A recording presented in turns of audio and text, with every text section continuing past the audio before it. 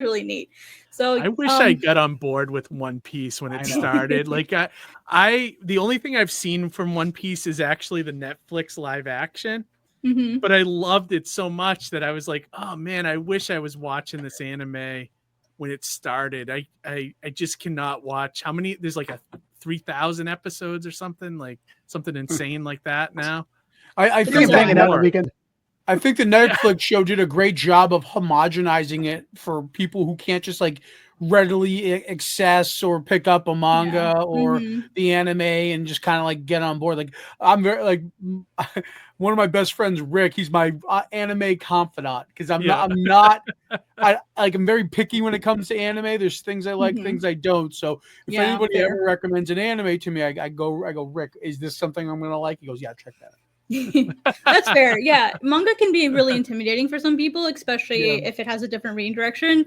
Just at the bookstore yesterday, I went to go pick up one of my orders, and she's like, "Oh, how do you read this manga stuff? It's right to left. How do you do that?" And I'm thinking, "Bro, I make it, but I'll tell you. let me sit you down and tell you how I do it." But it's just a readjustment. I find like of your, it's just like thinking about how you read a regular comic, but doing it backwards. It's kind of once you get the flow, it's easy. I think, you know. I think it just takes practice. I've been reading manga since 2005. I think about 2005 is when I started reading manga. So I've been reading manga for I guess about 20 years now. So I guess I'm just and I started with manga. I didn't start with Western comics.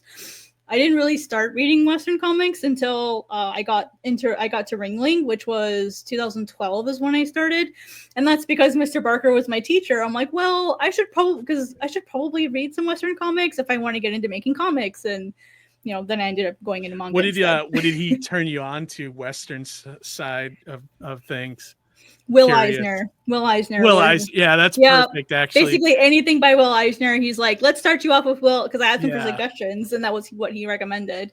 That's great, actually. That's a great one. I'd say even looking at old Spirit. Spirit, yes, that's great stuff to start with. And so that was my first comic.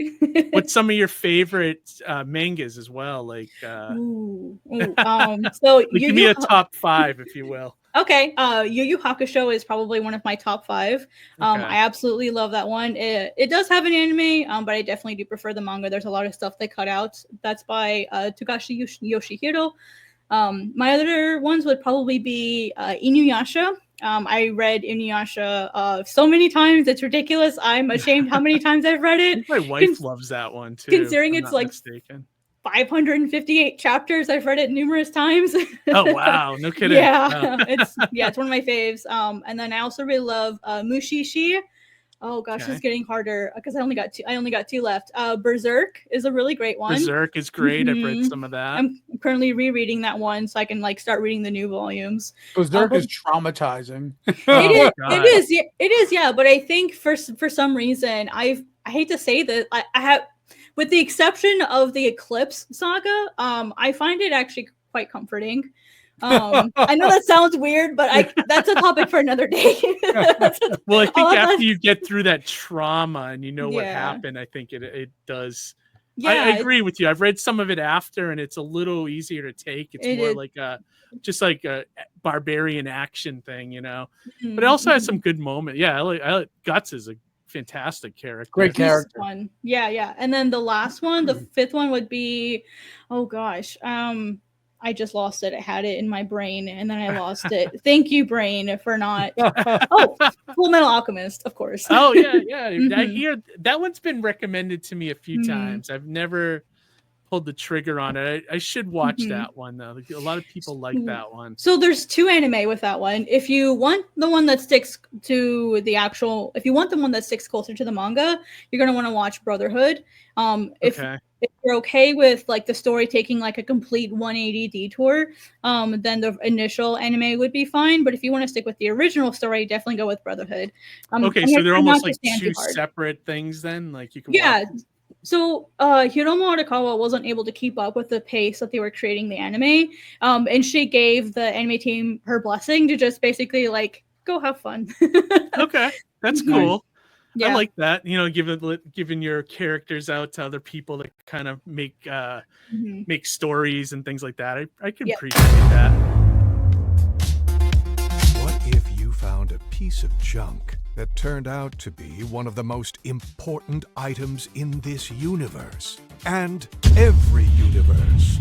Meet Joey Swick, your average teen who's about to have his world turned upside down when he stumbles across a curious device in the local junkyard.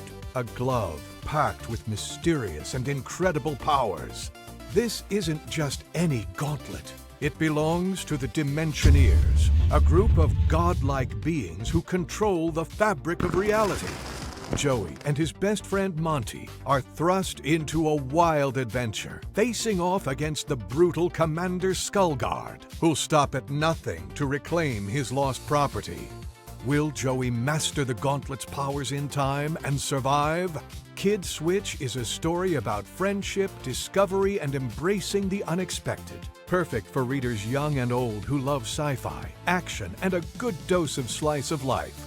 Your pledges will help fund the artwork, printing, and production of Kid Switch issues 1 and 2. By backing Kid Switch, you're not just getting an awesome comic, you're joining Joey and Monty on an adventure that spans dimensions. Let's make Kid Switch issues 1 and 2 a reality.